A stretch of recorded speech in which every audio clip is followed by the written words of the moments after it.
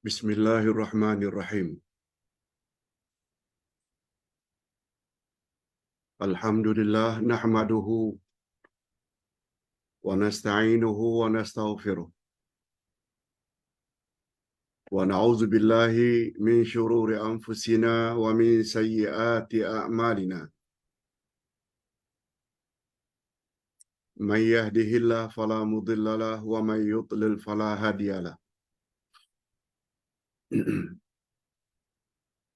Asyhadu an la ilaha illallah wahdahu la syarika lah. Wa asyhadu anna Muhammadan abduhu wa rasuluh la nabiyya ba'dah. Allahumma salli wa sallim ala nabiyyina Muhammad wa ala alihi wa sahbihi ajma'in, amma ba'd.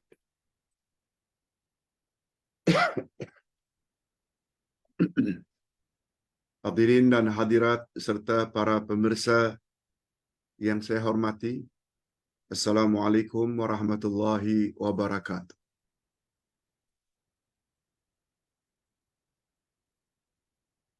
Alhamdulillah, kita bersyukur kehadiran Allah Azza wa Jalla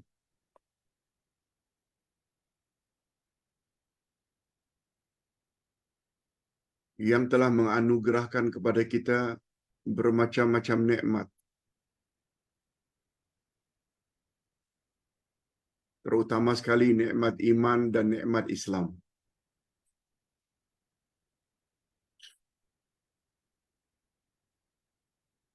Sebab tanpa iman dan Islam, kita tidak sedikit punya nilai dalam pandangan Allah.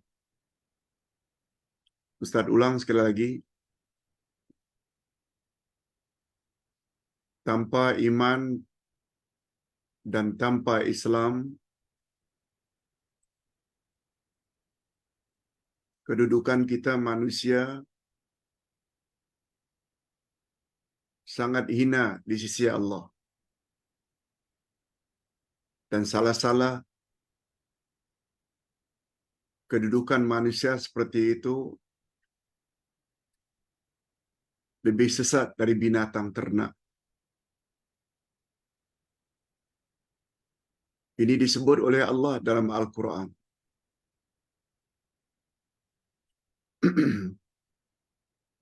Khasnya dalam ayat 179 dari surat Al-A'raf. Manusia dan jin akan dilempar dalam neraka Jahannam.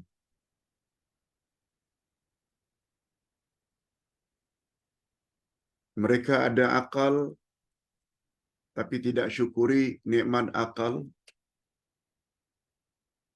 Mereka ada telinga, tidak syukuri nikmat telinga.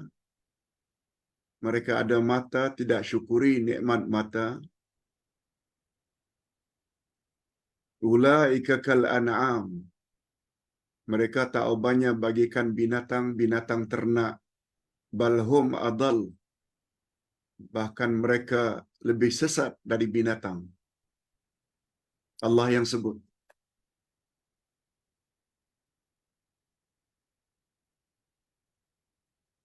Tetapi alhamdulillah, kita telah dianugerahkan oleh Allah hidayah sehingga memeluk Islam.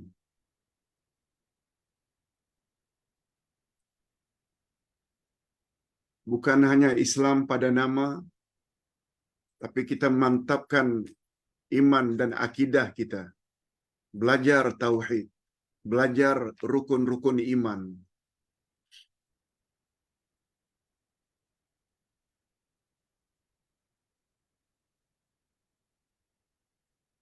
Oleh sebab itu,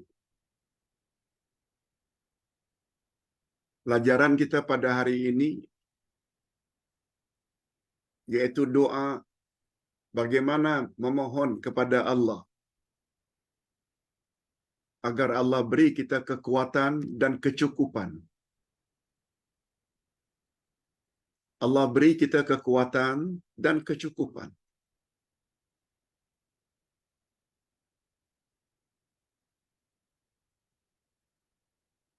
Ada juga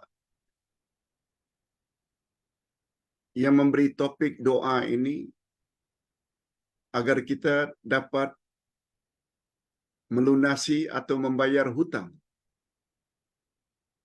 Nanti kita akan jelaskan.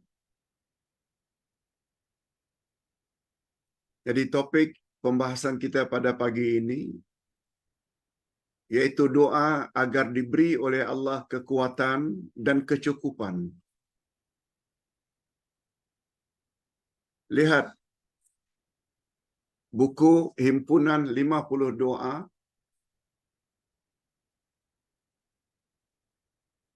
halaman yang ke-31.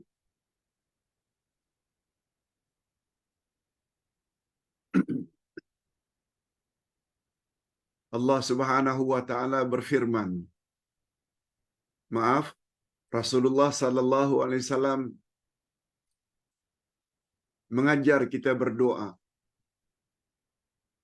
Bunyi doa itu, Allahumma Rabbas samawati sab'a wa Rabbal arshil azim. Rabbana wa Rabba kulli syai' munzilat Taurati wal Injili wal Qur'an. Faliqal hubbi wan nawa.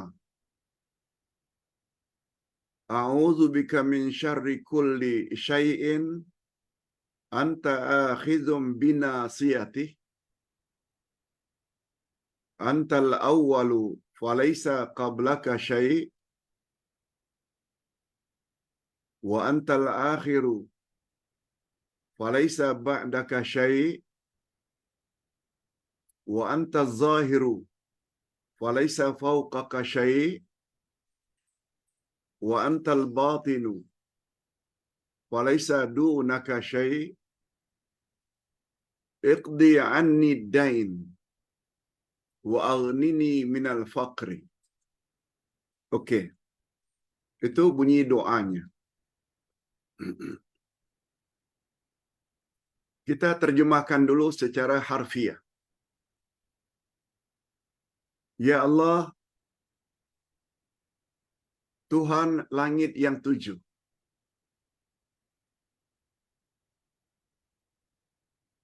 Tuhan arasy yang agung.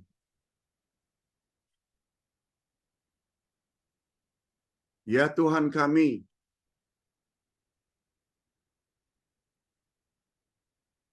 dan Tuhan segala sesuatu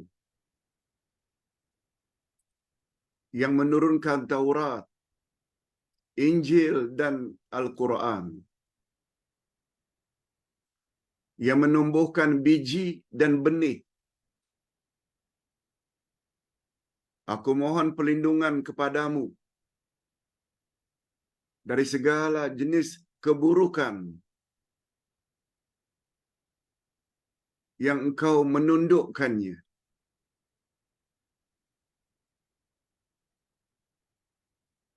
Engkau yang pertama, tidak ada sesuatu sebelum engkau. Engkau maha akhir, tidak ada sesuatu setelah engkau. Engkau maha zahir atau maha nyata, tidak ada sesuatu di atas engkau. Engkau maha batin atau maha tersembunyi, tidak ada sesuatu di bawah engkau.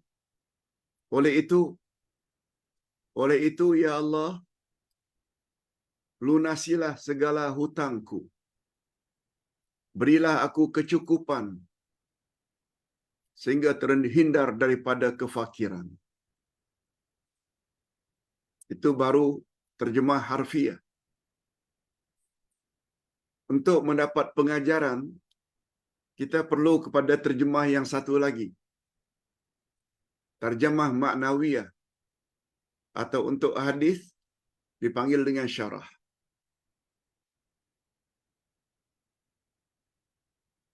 Hadirin dan hadirat rahimakumullah.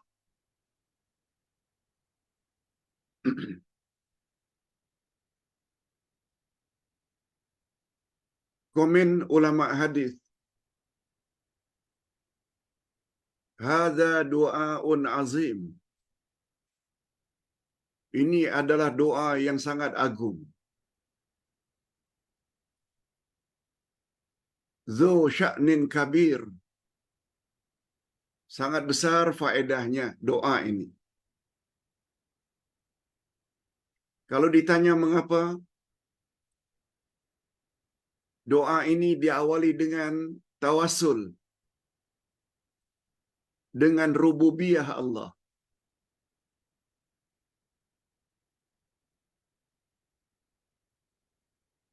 Rabbus samawati sab'a. Itu maknanya rububiyah Allah. Rabb maknanya yang mencipta, yang mentadbir, yang memiliki, yang menguasai. Ya Allah,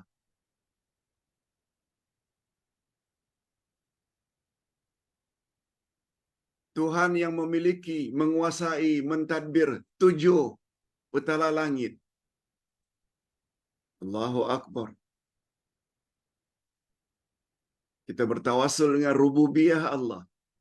Perbuatan-perbuatan Allah.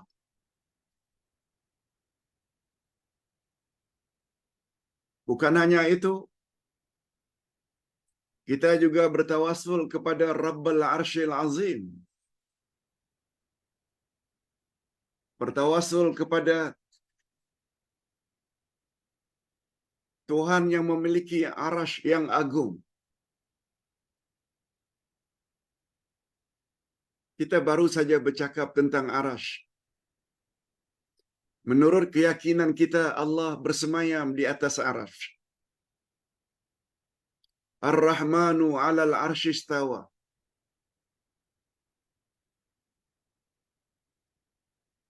Dari arasy adalah makhluk Allah yang paling agung. Tidak ada yang boleh mengatasinya. Tidak ada yang boleh mengatasi keagungan dan kehebatan arasy. Kita dah jelaskan sebelum ini. Setelah Allah mencipta arasy-Nya, Allah mencipta malaikat-malaikat hamalatul arsy. Malaikat-malaikat pengangkat arasy Allah. Sebanyak 8 malaikat hamalatul arsy untuk mengangkat arasy Allah.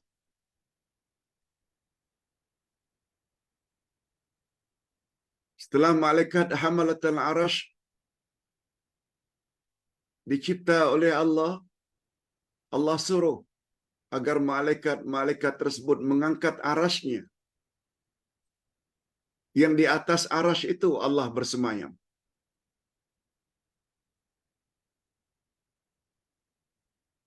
Malaikat-malaikat menyatakan ketidakmampuan mereka mengangkat arasy.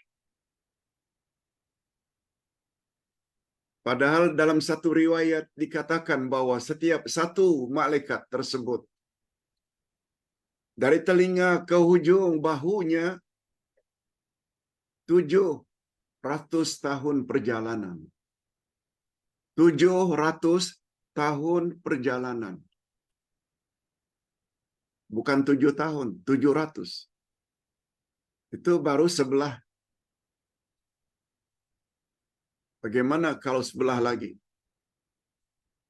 Besar dan agungnya malaikat tersebut. Bukan satu, tapi 8 malaikat. Semua mereka mengatakan tak mampu. Karena hebatnya, besarnya, agungnya arasy Allah.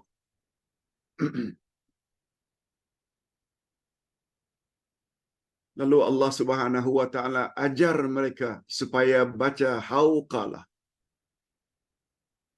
Baca oleh kamu, hei para malaikat, la haula wala quwata illa billah. Tidak ada daya kami, tidak ada kekuatan kami untuk mengangkat arasy-Mu kecuali dengan izin Engkau ya Allah. Dengan demikian, barulah malaikat-malaikat itu mampu mengangkat arasy Allah. Bayangkan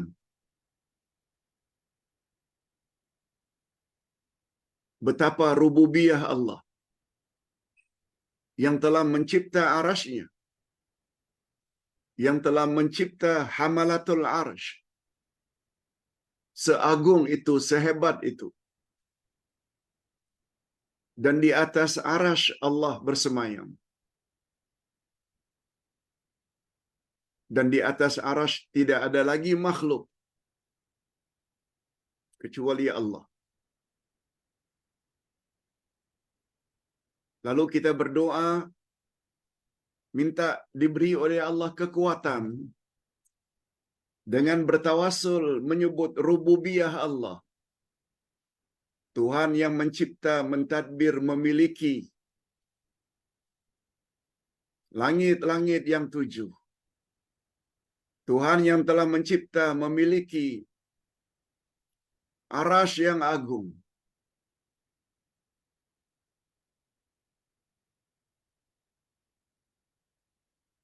Rabbana wa rabba kulli syai'. Lagi-lagi kita bertawasul dengan rububiyah Allah. Wahai Tuhan kami, Tuhan segala sesuatu. Apa dia segala sesuatu? Segala makhluk, bulan, bintang, matahari,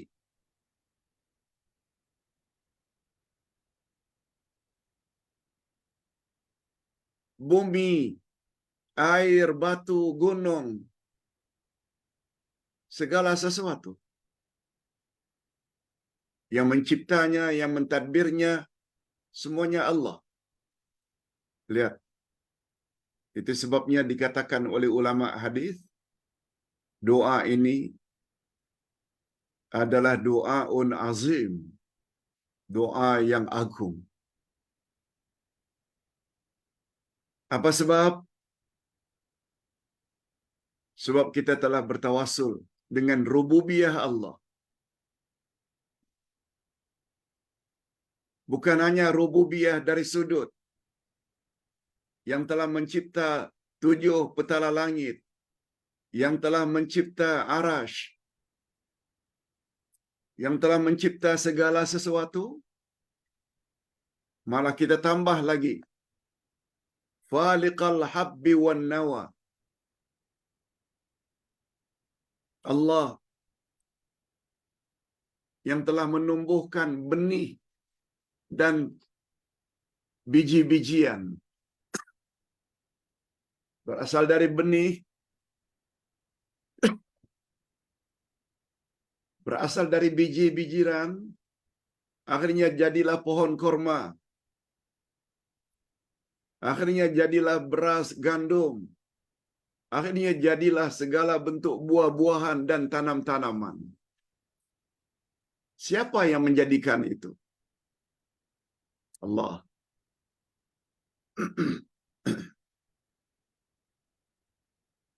Nah, bukan hanya itu, kita bertawasul kepada Allah, menyanjung dan memuji Allah sebelum memohon. Kita tambah lagi. Munzilat Taurati wal Injili wal Quran. Allah yang telah menurunkan kitab Taurat kepada Musa. Allah yang telah menurunkan Injil kepada Isa. Allah yang telah menurunkan Al-Quran kepada Nabi Muhammad sallallahu alaihi wasallam, yang dengan kitab-kitab tersebut, bila mereka ikut dengan benar panduan kitab-kitab dari langit, garanti mereka tidak akan sesat.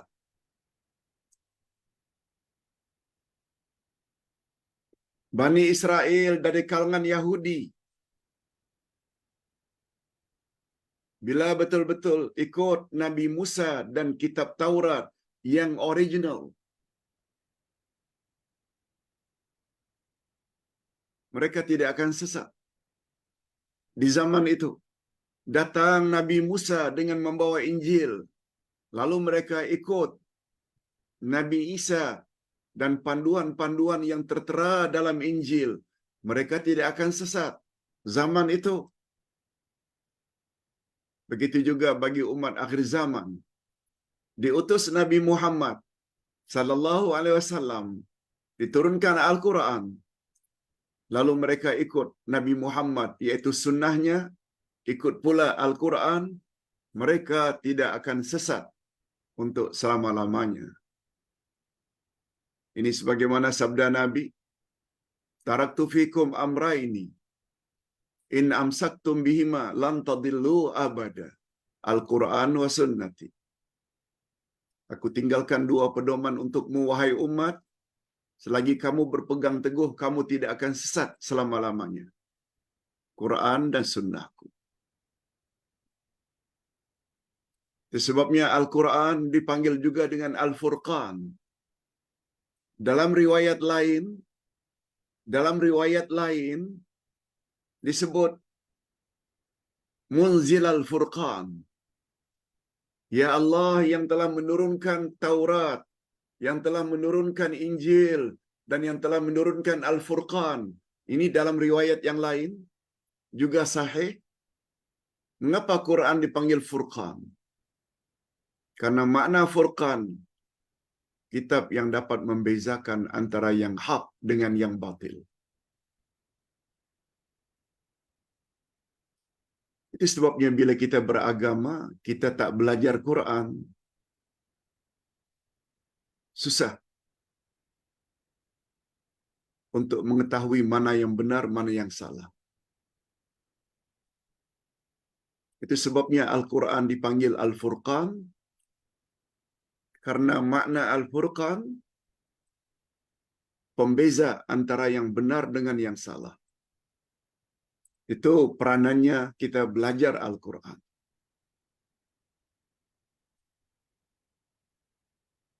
Bukan hanya itu,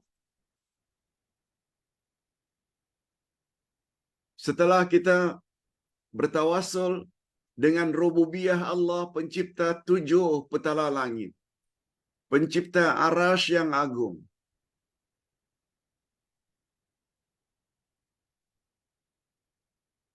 yang mencipta segala sesuatu, yang telah menumbuhkan tanam-tanaman dari biji dan benih, yang telah menurunkan kitab Taurat, Injil, dan Al-Quran. Ditambah lagi dengan tawasul,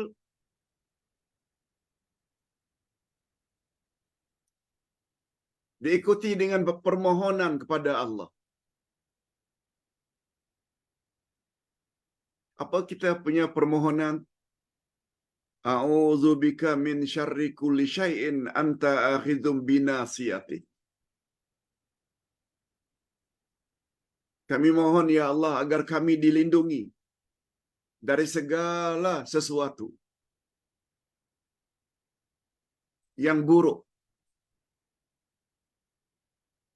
Segala buruk, segala bentuk keburukan yang engkau tundukkan. Maksudnya segala jenis musibah. Kalau Allah ingin timpakan kepada makhluknya, boleh saja. Tapi kita minta supaya kita dihindarkan daripada ditimpa keburukan yang kesemuanya berada di dalam kekuasaan Allah.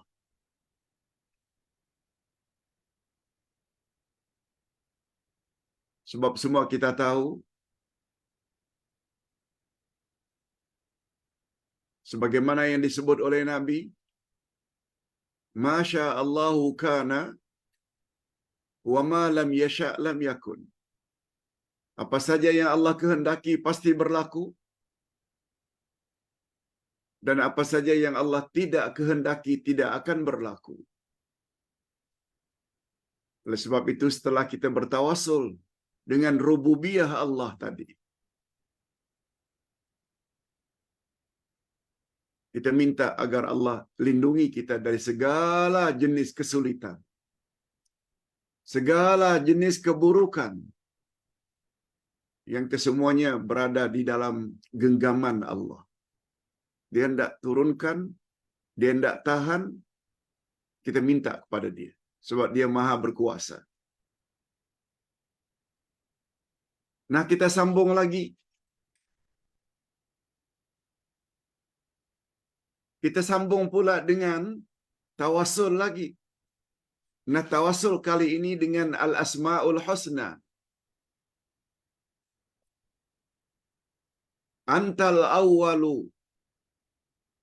falaisa qablaka syai' wa antal akhiru falaisa ba'daka syai'.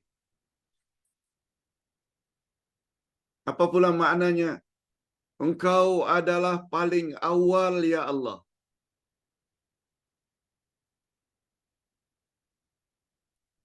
Tidak ada sesuatu sebelum engkau. Allah paling awal. Kita dah belajar Al-Asma'ul Husna. Tidak ada sesuatu sebelum kewujudan Allah.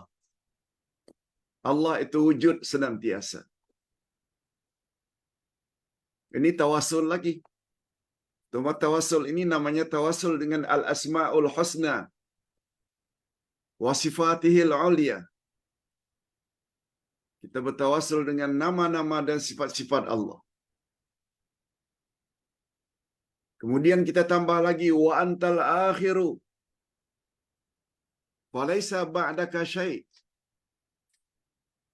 Engkau adalah yang paling akhir. Tidak ada lagi sesuatu setelah engkau.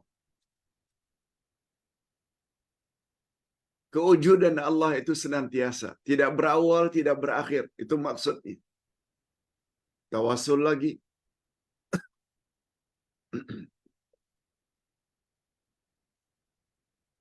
Kita tambah lagi dengan az-zahir wal batin.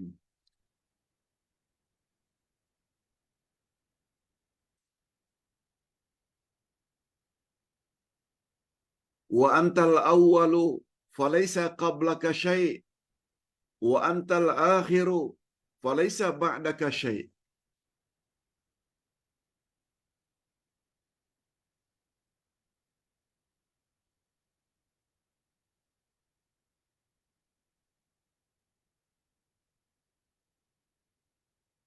Engkau adalah yang maha zahir, maha nyata. Tidak ada sesuatu di atas engkau. Anta zahiru. Awal akhir kan sudah tadi. Sekarang kita ikuti dengan wa anta zahiru falaysa fawqaka syai' wa antal batinu falaysa dunaka syai'.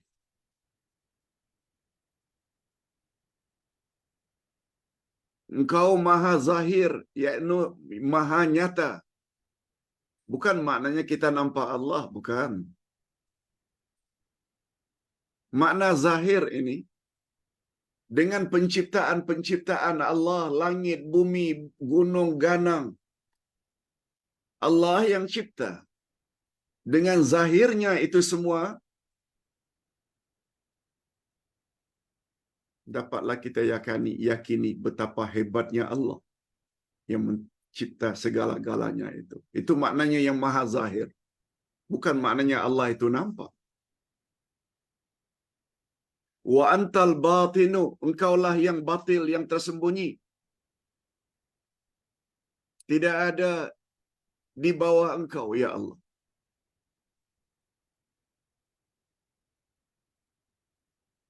Kalau ingin tahu apa makna awal, akhir, zahir, batin, tengok kitab Al-Asma'ul Husna.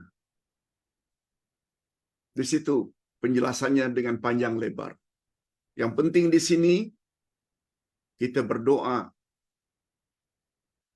sambil bertawasul dengan Al-Asma'ul Husna. Lihat, itu sebabnya doa ini dikatakan doa yang sangat agung, sangat hebat. Lalu kita minta kepada Allah setelah bertawasul. Ingat ya, bila kita sanjung Allah terlebih dahulu sebelum meminta,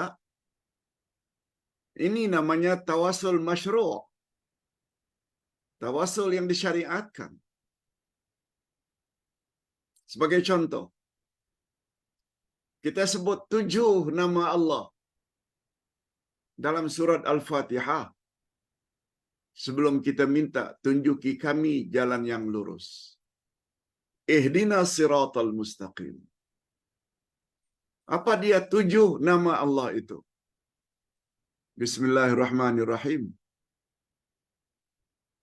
Alhamdulillahi rabbil alamin. Ar-Rahmanir Rahim. Malik yaumiddin. Malik. 7 nama Allah kita sebut terlebih dahulu sebelum kita mohon tunjuki kami ya Allah jalan yang lurus.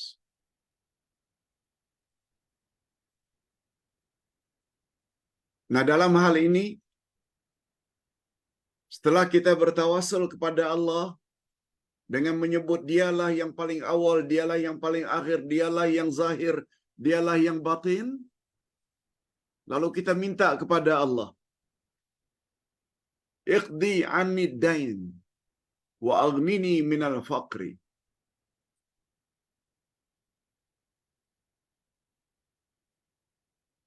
Tolong aku ya Allah, bantu aku ya Allah untuk melunasi hutang-hutangku.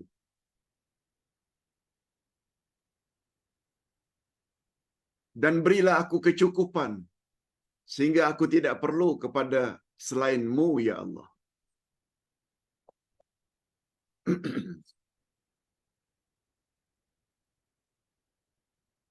Hadirin dan hadirat, sebagai tambahan maklumat, ini penting.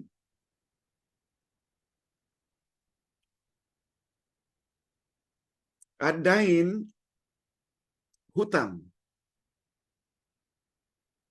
Kata ulama bahasa, dia ada kaitan dengan ad-din, yang artinya agama. Tulisannya sama. Dal ya nun, din. Dal ya nun, dain.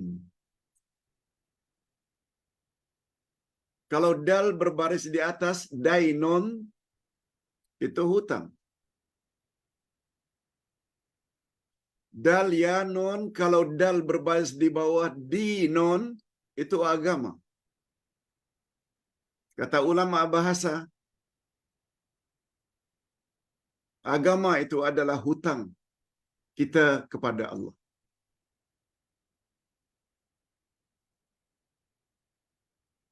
Din agama, inna dina indallahil Islam. Sesungguhnya agama di sisi Allah adalah Islam. Ad-din itu adalah dain. Dain maknanya hutang. Itu sebabnya bila kita faham surat Al-Ahzab ayat 73,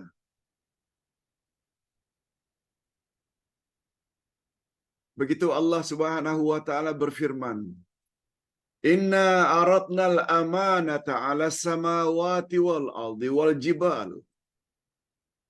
Ustaz terjemahkan saja. Kami tawarkan amanah ini kepada langit, bumi dan gunung ganang. Ketiga-tiga makhluk besar itu, langit, bumi dan gunung ganang, enggan memikulnya. Tak mau memikulnya. Karena mereka bimbang tidak dapat melaksanakan amanah itu. Takut. Padahal itu makhluk besar.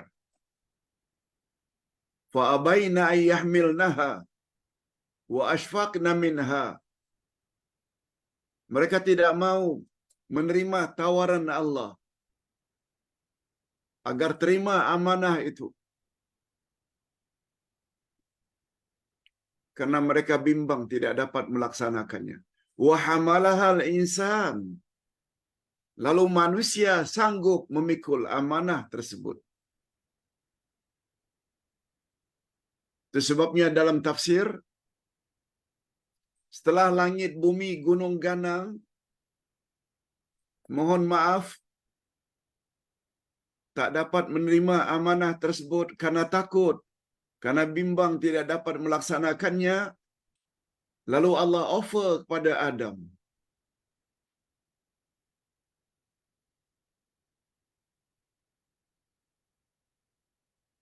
Lalu Adam bertanya, "Ya Rabb, kalau aku dan anak cucuku bersedia menerima amanah ini, apa yang kami akan dapat?" Allah jawab, "Jika kamu terima amanah ini, wahai Adam,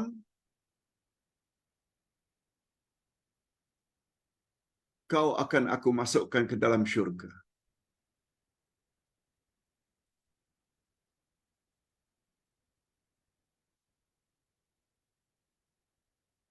Apabila engkau laksanakan apa saja yang ada di dalam kandungan amanah ini, suruhan-suruhannya dibuat, larangan-larangannya dijauhi untukmu syurga. Tapi apabila engkau telah terima amanah ini, ternyata suruhan-suruhannya mu dan anak cucumu tidak laksanakan, justru sebaliknya larangan-larangan yang ada dalam amanah itu kamu dan anak cucumu langgar, untukmu dan anak cucumu neraka. Atas dasar itu, datuk kita Adam terima. Kata ulama tafsir, amanah inilah yang dipanggil dengan ad-din, agama. Ini dia kaitannya. Betul tak agama penuh dengan suruhan dan larangan? Kalau suruhan-suruhan Allah dalam agama kita buat, larangan-larangan Allah kita jauhi, kita layak masuk syurga. Tetapi mengaku saja mukmin, muslim, mukminah, muslimah, suruhan-suruhan Allah tak dibuat, larangan-larangan Allah dilanggar, na'udzubillah, orang tersebut akan dilempar dalam api neraka.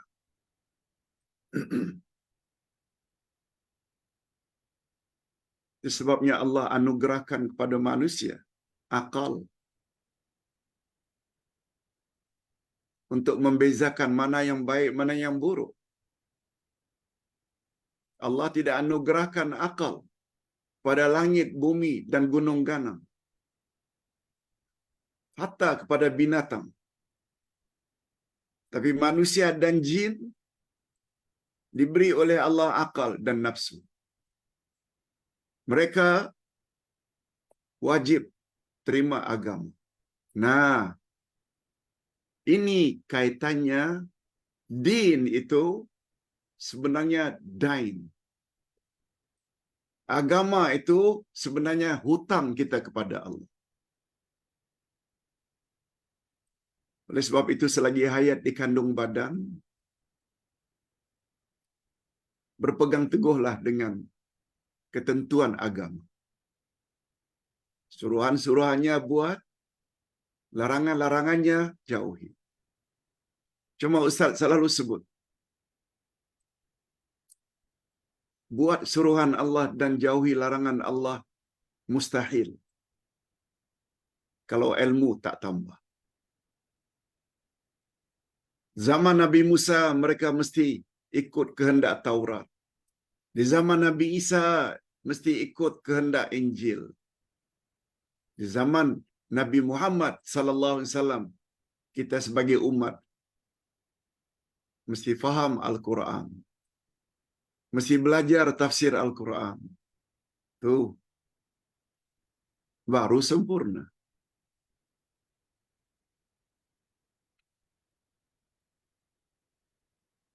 Jadi yang kita minta ini, setelah bertawasul dengan rububiyah Allah, tawasul dengan al-asma'ul husna wa sifatihil ulia, lalu kita minta, ya Allah, berilah aku kemampuan untuk melaksanakan kehendak ad-dain, hutangku. Jangan batasi hutang kita dengan sesama manusia. Ada hak-hak manusia kita mesti penuhi. Sebagai suami, mesti sara isteri dan anak-anak. Isteri juga ada hutang terhadap suami yang mesti mereka laksanakan. Hak-hak suami maksudnya. Terhadap anak, anak-anak terhadap ibu bapa. Semuanya itu hutang antara insan dengan insan. Cuma nasihat Ustaz, jangan batasi hutang itu. Hanya insan dengan insan. Lebih-lebih lagi hutang terhadap Allah Azza wa Jalla. Apa dia? Agama itu sendiri. Nah, dari sudut lain pula ada riwayat. Doa ini bagus dibaca sebelum tidur malam. Doa yang sama diajar oleh Nabi sallallahu alaihi wasallam kepada anaknya Fatimah binti Muhammad.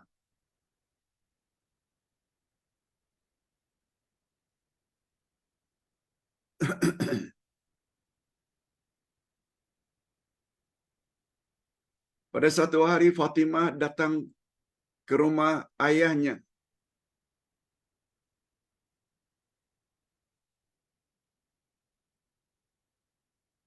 Pada waktu itu ayahnya tidak ada di rumah.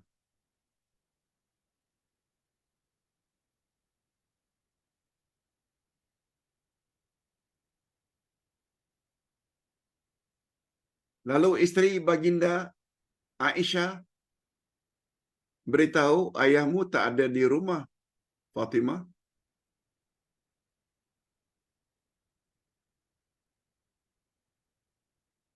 Lalu Fatimah berpesan kepada Aisyah, kalau ayah nanti balik, tolong maklumkan kepada baginda, kepada ayah, kami ada hajat. Saya ada hajat.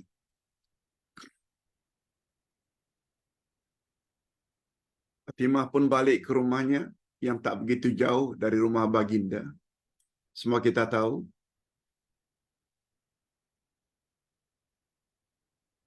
rumah Fatimah dengan suaminya Ali tak begitu jauh rumah Rasulullah bersama Aisyah.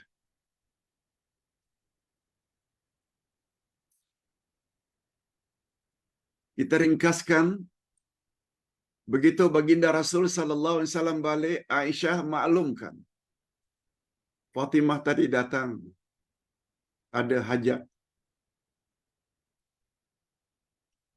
Minta tuan jumpa beliau, jumpa Fatimah. Waktu itu sudah malam.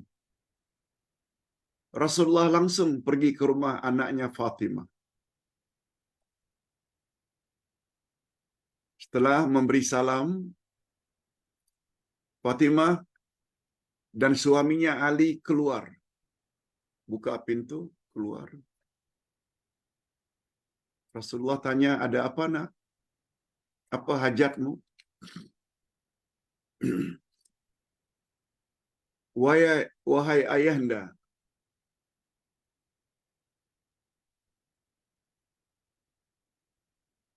ananda rasa perlu kepada pembantu, khadimah. wanita untuk membantu buat kerja-kerja rumah. Tak larat rasanya buat sendirian.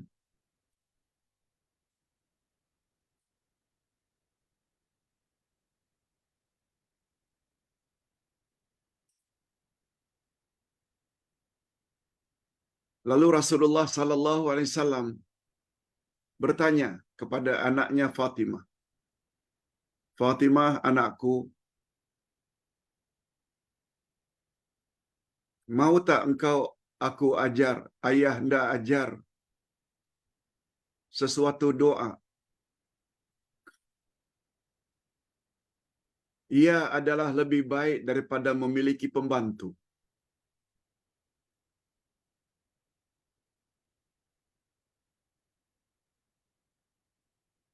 "Mahu, wahai ayah."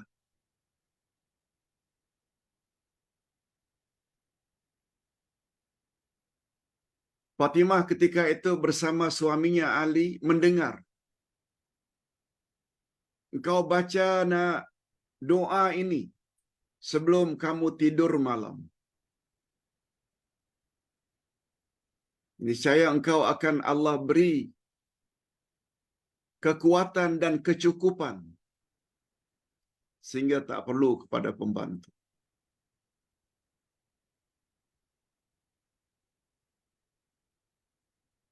Ada riwayat lain mengatakan, sebelum tidur baca Subhanallah 33, Alhamdulillah 33, Allahu Akbar 34.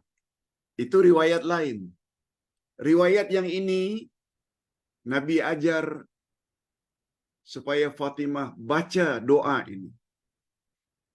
Allahumma Rabbas samawati sab' wa Rabbal arshil azim. Hingga akhir. Cuma baca nak sebelum kamu tidur. Niscaya kamu akan diberi oleh Allah kekuatan, tenaga, malah kecukupan. Apa yang diajar oleh Nabi kepada anaknya Fatimah didengar oleh Sayyidina Ali bin Abi Talib. Itu sebabnya Sayyidina Ali terkenal dengan orang yang sangat gagah. Sayyidina Ali terkenal sebagai orang yang sangat kuat.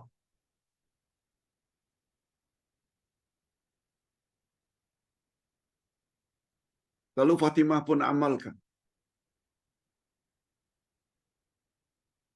Ternyata diberi oleh Allah kekuatan dan kecukupan. Itu sebabnya doa ini luas pembahasannya. Demikianlah lebih kurang penjelasan yang dapat Ustaz sampaikan. Setelah ibu-ibu dan bapa-bapa sekalian serta para pemirsa memahami doa ini dengan pencerahannya, penjelasannya, syarahannya, sebagaimana yang Ustaz sebutkan tadi, memang sangat tepat kalau ulama hadis kata, "Hadza du'aun azim." Ini adalah doa yang sangat hebat. Doa yang sangat agung. Sebagaimana yang dijelaskan tadi. Ini dulu yang dapat Ustaz sampaikan. Selamat mengamalkannya. Selamat menghafalnya.